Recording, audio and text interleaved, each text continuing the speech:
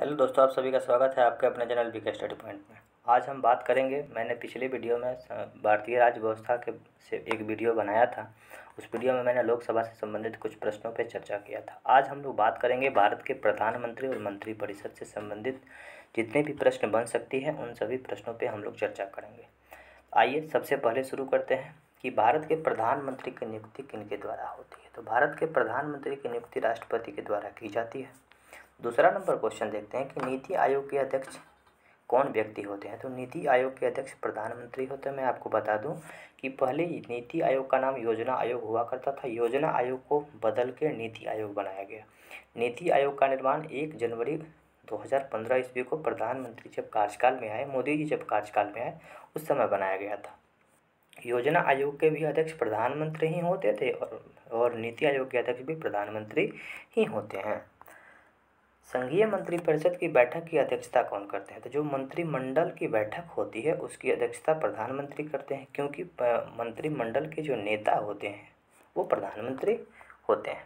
प्रधानमंत्री के पद से त्यागपत्र देने वाले पहले प्रधानमंत्री थे, यानी प्रधानमंत्री के पद पर रहने के बाद त्यागपत्र देने वाले प्रधानमंत्री जो मोरारजी देसाई थे।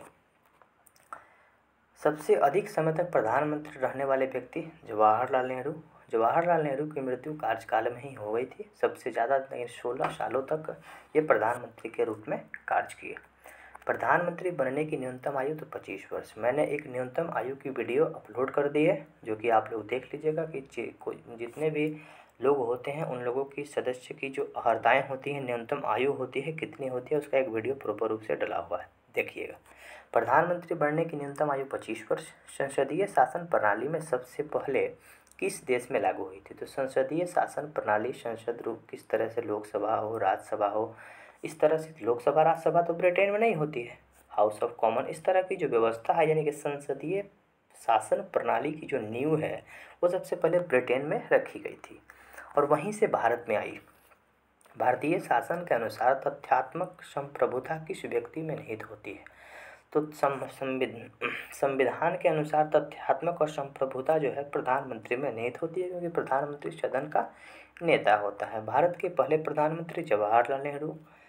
कितने प्रधानमंत्रियों की मौत अपने पद पर रहते हुए हुई है। तो 3 प्रधानमंत्री की मौत जो है उनके कार्यकाल में हुई है। पहले जवाहरलाल नेहरू, दूसरे प्रधानमंत्री शास्त्री जी यानी कि लाल बहादुर शास्त्री, और तीसरे प्रधानमंत्री इंदिरा गांधी जी।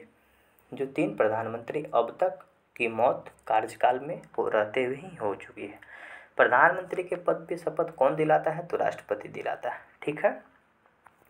प्रधानमंत्री जिसने एक बार पद से हटने के बाद दोबारा पद संभाला, तो इंदिरा गांधी जी एक बार पद से हट चुकी थी और फिर दोबारा पद को संभाल ली। यहाँ देख सकते हैं कि प्रधानमंत्री नेहरू जी यानी जवाहरलाल नेहरू के बाद भारत के पहले कार्यवाहक प्रधानमंत्री, जब जवाहरलाल नेहरू प्रधानमंत्री थे वो कार्यकाल में ही उनकी मृत्यु हो गई और मृत्यु हो जाने के बाद गुलजारीलाल नंदा, जो कि सेकंड प्रधानमंत्री कहा जाता है, पहले कार्यवाहक प्रधानमंत्री गुलजारीलाल नंदा थे।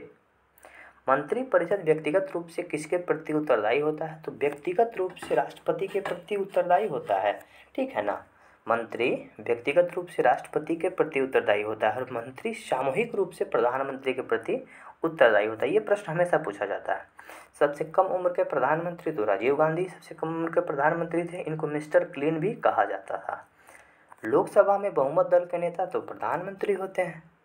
कौन से प्रधानमंत्री की नियुक्ति के वक्त वे किसी भी सदन के सदस्य नहीं थे। HD देवगौड़ा जो प्रधानमंत्री थे वो किसी भी सदन के सदस्य नहीं थे।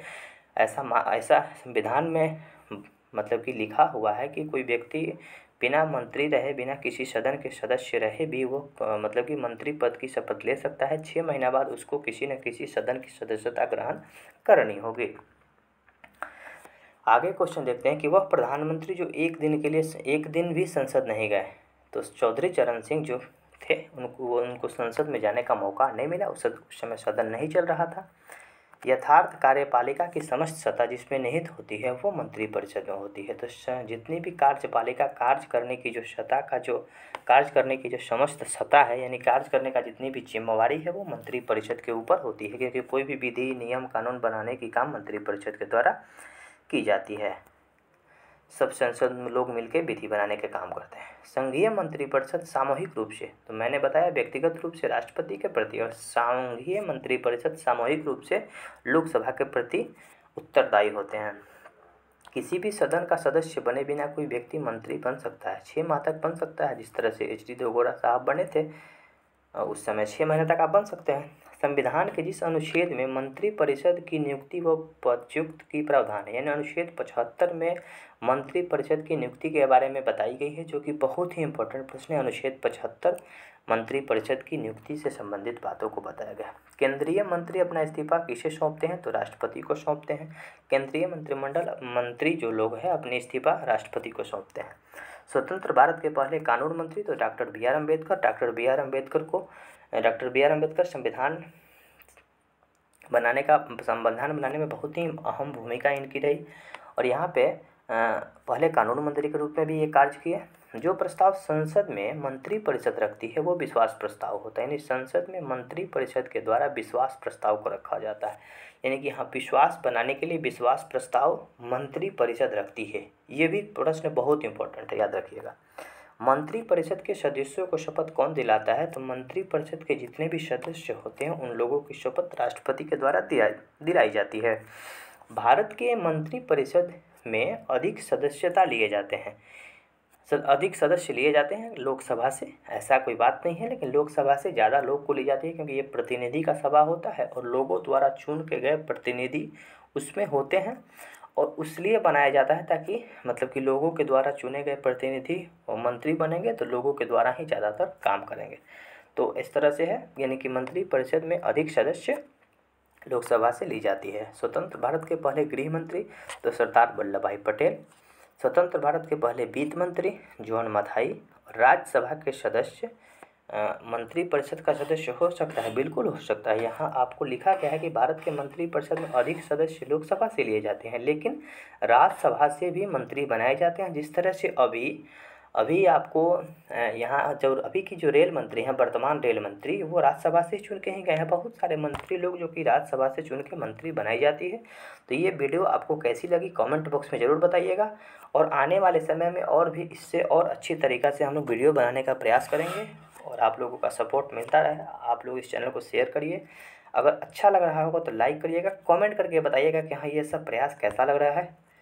तब तक के लिए धन्यवाद, फिर मिलते हैं अगली वीडियो में।